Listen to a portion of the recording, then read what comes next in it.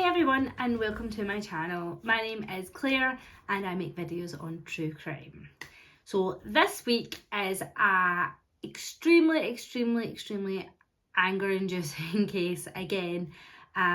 This is a horrible one and after the murder it just gets worse, believe it or not.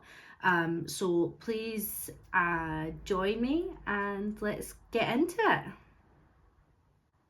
This poor girl that I'm going to tell you about today, her name was Amber Gibson, and she was degraded in every single way a girl can be, and even after death. This all took place in a place called Hamilton, which is in Scotland, and this is actually really close to where I grew up. So I feel like that makes it a little bit creepier for me. I know the area where this happened fairly well, so yeah, it makes it a bit weird. It's a bit too close for comfort. Anyway, before we get to the 26th of November 2021, when Amber was 16 years old, we are going to go back a little bit and I'll give you some background information on Amber. Amber had a really difficult childhood.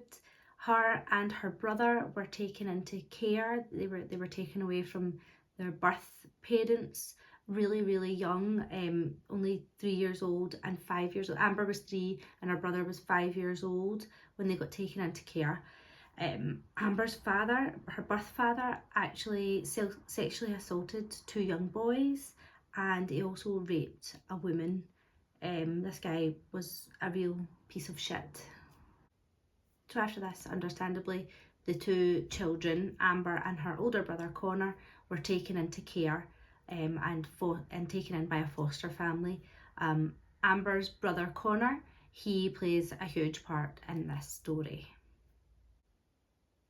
So they got taken in by this foster family, and there's not much detail about it, but one thing that the foster parents did come out and say after this crime took place was that the 2 children couldn't be left alone together. They just were not a good mix for each other.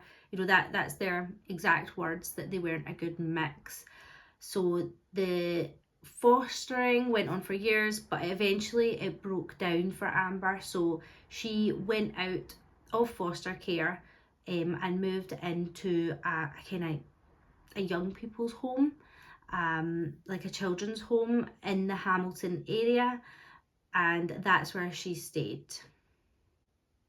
Connor actually stayed with the foster family until his 18th birthday, and then at that point he moved out and he moved into a homeless hostel that was for young people.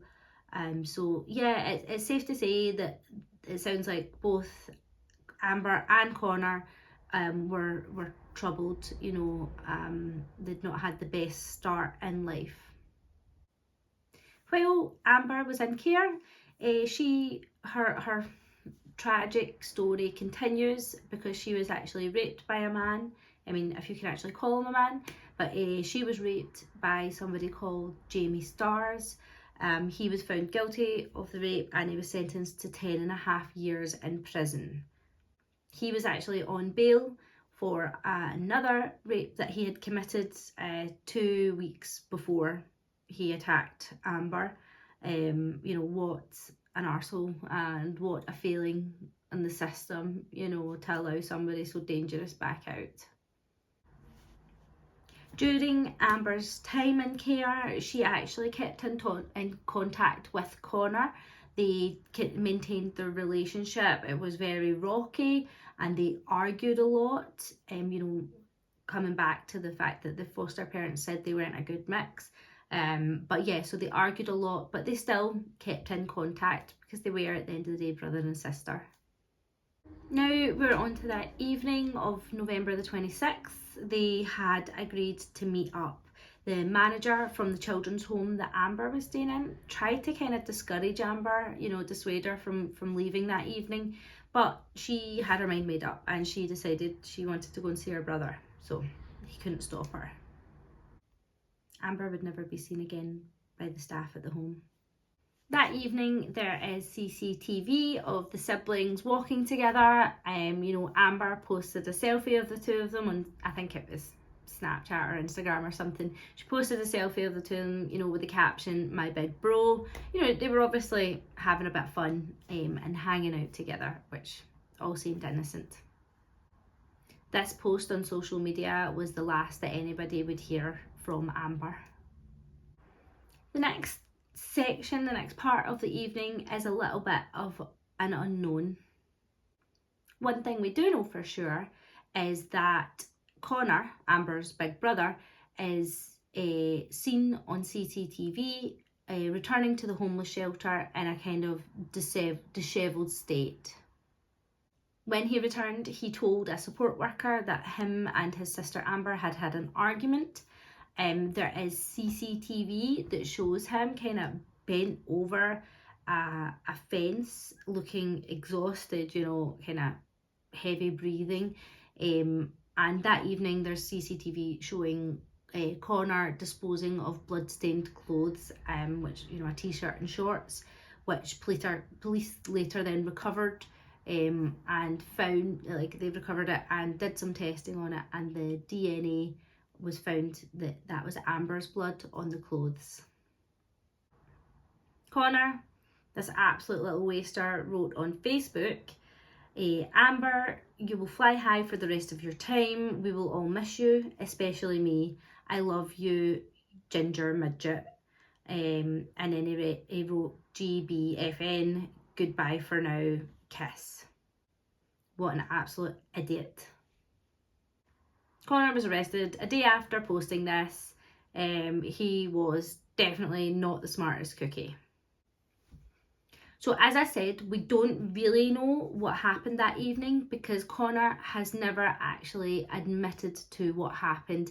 He pled not guilty, if you can believe that, but we can come to some of our own conclusions, and we can go by what the police have came out and said, and about how Amber's body was found. Amber was found naked.